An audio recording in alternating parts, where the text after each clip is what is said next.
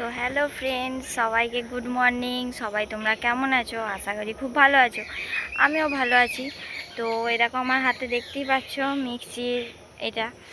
তো আমি আমার বাপের বাড়িতে মশলা করতে এসেছিলাম। আমাদের মিক্সিটা একটু খারাপ হয়ে গিয়েছে বলে ওই দেখো আমি এসেছিলাম। তো চলো আজ কি কি রান্না হবে তোমাদেরকে দেখাবো, চলো। এই দেখো গাইস, এইদিকে সব আমার রেডি হয়ে গিয়েছে।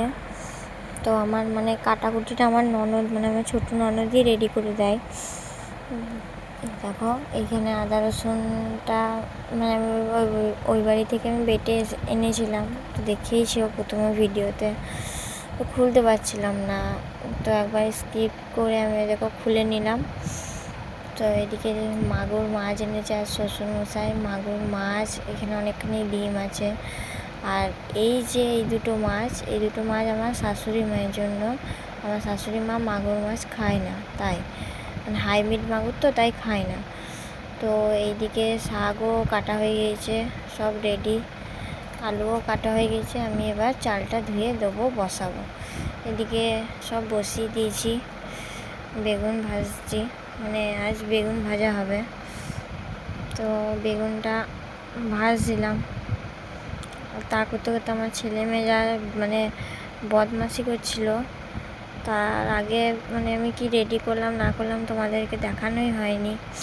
কি করব, এত বদমাশি করে না দুটোতে। এই দেখো বেগুনটা তাই হালকা লাল হয়ে গেল। তো চলো সব কিছু হয়ে গেলে দেখাবো। এইদিকে শাকও করে নিয়েছি, ডিম ভাজা, মাছের ডিমটাও ভাজা হয়ে গিয়েছে, তোমাদেরকে দেখাতে পারলাম না। আর এইদিকে বেগুন ভাজাটাও কমপ্লিট হয়ে গিয়েছিল। রান্না সবই রেডি হয়ে গিয়েছে, কিছুই দেখাতে পারিনি কী করে কী করলাম।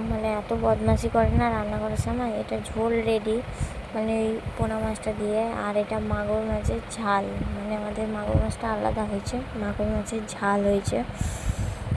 তো কালারটা জাস্ট দেখো। তো আজকে হয়েছে শাক, মাছের ডিম ভাজা, বেগুন ভাজা, মাগুর মাছের ঝাল আর ঝোল হয়েছে ওই পোনা মাছটা দিয়ে।